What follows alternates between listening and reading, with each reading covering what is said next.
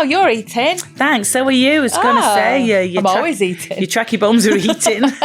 What are they eating? I don't know why you didn't just go, I don't know, not that many. But it's not about the willy, it's about the relationship. It's more about if you're in a loving relationship. You know what I mean? Deflect. Yes. Deflect. And only at break time did he realise when one of his mates had said, "Oh, why have you got a pair of knickers hanging from your hood?" Hello, Claire Hamilton. Hello, Sarah Cox. Hello, fantastic people. Welcome along to Teen Commandments, Your Turn, the show where we try to untangle the often murky brains of our teenagers, and we do it through your excellent stories. You are magnificent at this. If you'd like to see us, feel free. Go and spy on us on YouTube and you can join in the fun. Teen Commandments on Instagram, where you can see, well, Claire's riding me in the latest footage. It'll all make sense. It's all above board, I promise. We're there on TikTok, Facebook, the lot. Leave comments, leave little reviews. Pop a 5-star on there, babe, and we'll love you forever. And tell people about this pod because it really, really helps to keep the Teen Commandments army marching forth. Claire, our question of the week this week: what word or phrase does your teenager say that you absolutely don't understand? We talked about this on the last ep. And again, I'm enjoying that we've got the little definitions underneath in red. Need them. Thank you. Jane says, eating, as in my eyelashes are eating today. I meant, what? She's put what the fuck? Hell? Eating. Doing something exceptionally well, succeeding or looking amazing. Oh, you're eating. Thanks, so are you. I was going to say. I'm always eating. Your tracky bums are eating. Oh. Yeah. What are they eating? I know. Well, that's the problem, isn't it? Sometimes, because you can also say that when you can say, "Oh, my fanny's eating these trousers." Yeah, exactly. That's what I meant. I was like, really? Is the angle bad? Disappearing up. Lindsay says, "What about I'm gonna firm it?" That means deal with it. So, by the way, they sound so shit coming out of our mouths, all these. We say it with like a level of like, I'm gonna firm it. I'm cooked, says Leonie. Yeah, cooked. Okay, deep trouble. When you're in deep trouble, you're exhausted or you're completely messed up. Yeah, I'm completely cooked. Is the origins of that, of like, your goose is cooked? Isn't that a phrase from the olden days? Oh, is it? You've cooked your goose. I imagine that. I think it's a thing. Your goose is cooked or you've cooked your goose, I think. It's a shortening of that, I'm sure. Right. Just go with it. Also, one that my kids don't use it that much. I think they've used it once and now Ben's picked up on it. So when Ben sometimes loses his shit at the kids, because they basically do treat him like a PA, chauffeur, everything, any kind of assistant you can imagine. And he'll sometimes just get grumpy and cross with them and shout. And because what they do is, they have quite good bants, the kids and Ben, but then they'll take the piss. They'll catch him just wrong where he's tired and he's done everything for him. And they'll take the mickey out of dad bod, whatever it is. Right. And he's not in the mood. And he will just lose it with them. And that's crashing out. So he's always like, I'm sorry I crashed out before. And it's kind of, we laugh about it. I completely crashed out. Okay. The kids don't use it. Ben does. It's his cool way of speaking to the kids. Skibbity. Depending on the context, it can mean cool or bad and weird, or just to be used as an expression of exclamation. That one came from Liz. Thanks, Liz. And so, skibbity, should we get on with the pod? Skibbity, yes. Skibbity-doo-dah. That's different, isn't it? Here we go. Claire's been on. Claire with an I. Oh. Hi, ladies. Your chat about our generation not having to worry about our digital footprint when we were teens because we had to send stuff in the post jogged a memory. I don't know if you remember, but teen magazines used to advertise period products with a cut-out voucher for a free sample pack. Me and my group of friends used to find it hilarious to fill out the voucher for another friend without them knowing and send it off. We'd all be getting tampons through the post near enough every week, just a constant supply of tampons. And the best thing is, says Claire, half of us hadn't even started our periods. Just like, it's really funny. Some tammies have come through. Walking down to the post box and posting it. I love that. Okay, so we've got a story from S. Yes, hi S. Hello, Sara and Clare. if you'd be so kind as to share some wisdom on a conundrum I'm now facing with my 13-year-old daughter. Okay. I've always taken great care to be honest with my daughter when she's asked me questions of a personal nature during her childhood. Okay. Ensuring I give her age-appropriate, simple answers to things about our bodies, relationships, and the wider world in general. Lovely. With the odd, I'll need to tell you about that when you're a bit older, darling. Oh, very good. Like when she asked me what a 69 was and why people do it. Nobody knows. I still don't know why anybody does it. Really? Okay. Recently, our chats have ventured into more adult themes, like 1, have I ever taken drugs? And if so, what kind? Okay. And 2, how many willies have I seen? And 3, what are my thoughts on anal? Wow. Okay. Tricky. I understand these topics are talked about in school with her peers, and I want her to feel comfortable getting her information from me. Yeah. Especially she's an only child, and for me to be that person she can trust, to be honest with. But the way I lived and experimented through my teenage years and early 20s is not the way I would necessarily want her to emulate, if you catch my drift. Okay. Yeah, because it's hard, isn't it? Yeah. On the one hand, you want to be honest. Yes. But you don't want to accidentally encourage them. You can't be that honest. You don't want to encourage them by saying, I did this, so then your kid thinks it's okay to do and you're endorsing it and condoning behaviour. This is really tricky. Okay. She says, I've given her honest answers up to a point on these topics so far, but I've been diluting the truth somewhat recently for fear of shattering her opinion of me. Yeah. Don't tell the truth, babe. Deny until you die. I would just go, beep, beep, beep. I would reverse out of the room, making that noise. And run away.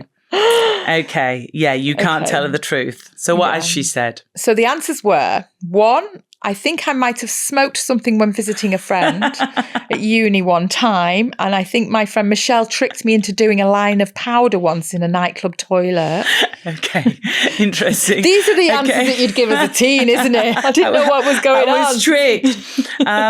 Okay, let's unpick that. I think I might have smoked something when visiting a friend at uni one time. That's quite good. Yeah. But S, I think you're pushing it with the, how can you get tricked into snorting something? Okay. Smell this. So number 2, about the amount of willies I've seen, she says a 10. But I think one was in a science book at school. I love how she's joking. About 10, yes. And one was in a book, so that's okay. How many willies have you seen? I don't know. Oh, I dread to think. I'm not saying I don't know as in there's thousands, but I don't know. I don't even want to think about it. Oh, no, I don't want to go back through. My brain would hurt. So 3, this is about anal. Never even thought to try it. Okay. Good answer. I think she's done quite well there. She said she got tricked into snorting something. She's seen about 10 willies, one was in a book, and she's never even thought to try anal. Yes. And she goes on to say that the real answers are a little bit different. Oh, right. Okay, good. I know she's only 13, but I feel these questions and their seriousness and frequency will only increase with time, and would appreciate some words of wisdom and guidance from you both, as you're both further along the teen parent journey than I am. Sarah, over to you. Thanks, Claire. Back to you. S, if it's any consolation, you end your email saying I think these questions and their seriousness will increase. I don't think she can get any more full on than anal. No. Please God, no, than asking about anal. So I think the worst is over. I think that's probably the most extreme, really. Yeah. I mean, even if she's asking about threesomes, I know there's other more extreme sort of sexual practices, but I mean, I think what she's asked already is already pretty extreme. So hopefully you're over the peak and you're going down the other side now, and they might get a little bit easier. I think what you've got to remember as well is teens gossip. Yeah, that's such a good point. Don't give such honest answers where they're over at the mates on a sleepover going, you never guess what my mum did. My mum's banged into... ... So I think you've handled it brilliantly, to be honest. Done. I think, I don't think you really need advice because you've done such a great job with it. I think what you want to do with your kids is you want to deflect. You don't want to give any details. You just want to give the general air that you're quite worldly. So when it comes to drugs and sex and rock and roll, you know, you want to give the air of like, look, you know, I've been around, babe. I'm not opposed to everything. Okay, go on. Where are you going with this? I've done nothing. I'm not opposed to anything and I've done nothing. I've done nothing. No, you want to give the air of like, look, I used to be a bit of a party girl. Basically, the conclusion that you want to leave your teenagers with is that they can always come to you with anything that they've done or they've tried, and that there would be no judgment or no shame because you were a teenager once yourself. Yes. I don't think you need, and you trust them to have some common sense and make good choices. And, you know, I think that you were very specific with the 10 willies, one in a book answer, which is really good. Because I don't know why you didn't just go, I don't know, not that many. But it's not about the willy, it's about the relationship. It's more about if you're in a loving relationship. You know what I mean? Deflect, deflect. Yes. You need to do that. Done. Yes, and you need to get across, you know, great advice. That no matter what, that you would, whatever they end up doing, there's no shame and they can always come to you. You always want to say to your kids, you can solve everything. Just come to me. That's all you've got to do is come to me. I won't be shocked. I won't be cross. Might be behind closed doors afterwards, but, you know, and I'll always be able to help and solve things. Yeah. That's all they want to go away with that sort of feeling of safety, isn't it? Yeah. But I think you're doing a cracking job. Yeah, me too. Well done. Well done. Next one's anonymous. I'm going to say anonymous just because I'm too scared of my son's reaction if it gets back to him that he's been mentioned on a podcast. I've got two boys, they're 11 and 13. My 13-year-old son is, or should I say was, a dream. Funny, kind, chilled. I never understood when other parents would share their dramas in parenting. I will admit, though, we probably put him on a pedestal as he had emergency open heart surgery as a baby, and I'm not sure his dad and I ever got over that trauma. Even when he was genuinely being a little shit when he was smaller, I'd then help him change into his PJs at night, see the scar on his chest, and then absolutely smother him and his brother in love. Understandable. Yeah. There have also been some hilarious, fun stories along the way of him ordering vaginas instead of fajitas at a restaurant after his school sex talk. Lovely. More recently, though, I can't believe the very sudden change from a happy kid to a mostly sullen, almost teen. Our lives are now dictated around his happiness and ensuring his day goes bloody smoothly for him. Recently, we forced him to take a walk along the beach. He was furious the whole time. I will say at this point, don't make them go with you. Do you know what I mean? Yeah. Enforced family time where you're only as happy as your most miserable child. So true. I got to a stage, my kids were never that bad, but if they were going to hate something, I'd just be like, you know what difference? Let them stay. Let them stay in the house. It's hard to accept that when it's your first, isn't it? You learn it as you go along with your kids. That's really true. Where you're like, I don't want them to ruin it for everyone else because they will, because they'll have a face on the whole time. Yeah. And you have to let go of those old family like little days out and stuff because they're not anymore. Because in your mind there's a snapshot of you all running along hand in hand, and that just pauses for a while during the teenage years, doesn't it? Yeah. So she says he was furious the whole time on this beach walk, and I didn't help myself when I started to discuss water safety with him during the walk. Okay. Oh, anonymous, you poor thing. I asked him if he knew how to do CPR, and he flatly replied, "That's not for me." I replied, what do you mean CPR isn't for you? I'm not sure I see it as a choice, really. So we're talking about this now. The horse is way bolted now, anonymous. I know this is useless to say, and you know it now already. They just feel nagged and like you're bothered. There's a certain stage in your teenagers' years where whatever you say to them, it's like you're bothering them and you're doing their head in. And sometimes I just think you need to step back a bit and not even talk to them that much. And then they come back to you a bit because of a bit like, they then want, I mean, sure, when they want to torture you, it's 11:15 at night when your eyes are going and you're desperate to go to sleep, but they come in and sit at the end of the bed and want to chat to you. At which point, you know, it's priceless. It's like sacred time. So you have to sit back up and engage with them because they're ready to engage with you. I'm saying all this. You already know it, babe. I hear you. This is a great story. So what do you mean CPR isn't for you? I'm not sure I see it as a choice, really. He replies, nope. Too cringe. CPR, not for me, thanks. And so she says, so you'd rather not be embarrassed than save someone's life? Shoulder shrug was all I got, and I wasn't allowed to discuss it anymore. I can't cope, she says. So I told his dad, I'm tapping out. I'll be a great parent again when he's 20 odd years old. We hear you. And to an extent, you have to half tap out. You have to a little bit. You have to back off, give them their space. Yeah. They will look back. They look back and laugh at the things that they've said, don't they, as well? Definitely. You'll be able to look back on that. Like, remember that beach walk when I did your head in talking about, CPR? Yeah. She says, by the way, I obviously did go back later that night and I forced him to practice CPR. Okay. Oh, God. You do. You push for more, don't you? Like, this is still on my mind. I need to talk about this. I do this a lot, or I did do it a lot. Apparently, the issue for him came from not wanting to snog anyone by doing mouth to mouth. Yeah. Just in case other parents want to teach their kids CPR. The chest compressions are the most important bit. And I'm a nurse, by the way. Okay, good. So I was like, why is she so obsessed with CPR? Because of your nursing background. Excellent work. I love the pod and the laughs. It's my go-to for the commute to work. S, thank you so much for getting in touch.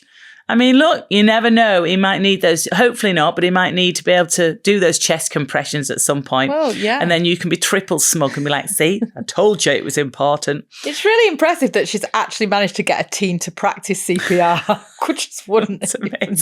We're just like praying they can move a cereal ball out of their room, and she's like getting them like life-saving. It is pretty impressive, to be fair. Okay, so we've got Dawn, a fellow northerner.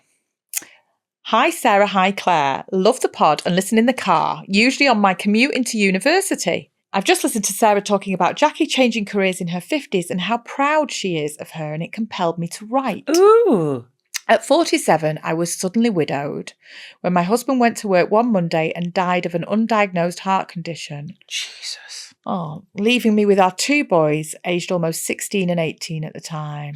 God, that must Dawn, for a start, sending you loads of love. I mean, I cannot imagine how much the rug is pulled out from underneath you. All of them. For many years afterwards. But you've got two kids that you've just got to try and dust yourself off and just keep going for them. Yeah. Bloody hell. She says, being in a job that I no longer liked, I decided to quit and return to college with the idea of going to university. Right. I'm now nearing the end of my psychology degree, and to say it's hard, being 51 and perimenopausal, would be understating it somewhat. Amazing. So a psychology degree, that is tough. Yeah. Oh my God, going back to school. Yes. In your late 40s, that is incredible. It's incredible, but I think because it's your brilliant. brain, it's amazing. Yeah. Your brain so gets, I don't know what job you were doing before. Maybe you had to keep learning new information in your other job, Dawn. But for me, God, just to try and get information to go and stick in this crispy old brain. I think it's amazing that you're kind of trying to remember what else you wanted to do with your life. Yeah. After going through so much trauma. I have massive imposter syndrome, and despite an outward confidence, inside I'm riddled with self-doubt and not being good enough. So when Sarah said how proud she was of Jackie changing career in her 50s, it brought me to tears. I had to pull over and have a little cry. Dawn, and look, your kids must be so proud of you. I mean, that's really badass. Yeah. That they can say about their mum, she's doing a degree, she's getting a psychology degree. Really impressive. Yeah, imposter syndrome. Good for you. Oh, I mean, it gets all of us, doesn't it? Yeah, no matter how long you do something for, you still have that slight imposter syndrome feeling. Massively. I just hope my boys look back at their daft wine-drinking mum and feel a tiny bit proud of what I've achieved since their dad died. Oh, yeah. Don't you worry. You have created an incredible legacy, one that's going to stay with your boys for the rest of their lives. Yeah. So massive congratulations. It's incredible. Anyway, thanks for making me laugh on my commute. I've recommended you to some of my friends, not all, as they're not all like us. I hear you, sister. Dawn, thank you so much, and well done. Hi, Sarah and Claire. So I've just remembered this little gem. This is from Deb. It was a cold Monday morning and it was lashing it down outside. So my son asked if I'd drop him at school before I headed on to work. He was running around asking where his school winter coat was, and I was giving the usual parent-teen response of, have you looked properly? Then I remembered I'd washed it along with a couple of other things at the weekend. So I grabbed it from the clothes area and gave it to him to put on, dropped him off at school, and off I went to work. When I got back from work, I asked how his day had been, and he said, oh, great, I've got something for you. I was thinking it must be a letter from the school. He then presented me with a pair of my black lacy knickers. I was like, what the hell? They'd managed to get stuck to the Velcro on his coat. Brilliant. And only at break time did he realise when one of his mates had said, oh, why have you got a pair of knickers hanging from your hood? Oh, God. Love the pod, says Deb. Yay. Deb, lovely story. Thank you very much. We would love your stories. This episode is so much fun because your stories are excellent. Yes. Happy, rude, nostalgic, sad. Yeah. We want them all. Secrets. Get in touch. All of your secrets. Tell us all your secrets. You can remain anonymous or give yourself an exciting showbiz name if you fancy. It's hello@teencommandments.co.uk. Get in touch, please, and we will see you Monday for our main ep. Don't forget, this Friday you can see me and Claire. If you're listening to this on the day it comes out on the Wednesday, in a couple of days' time, 9 o'clock Channel 4, you can see me and Claire on Celebrity Gogglebox. Stuff in our faces, watching telly, having a right laugh. Thanks very much for listening to Teen Commandments. We'll see you Monday for the main ep. Have a lovely few days till then. And Claire, love you. Love you.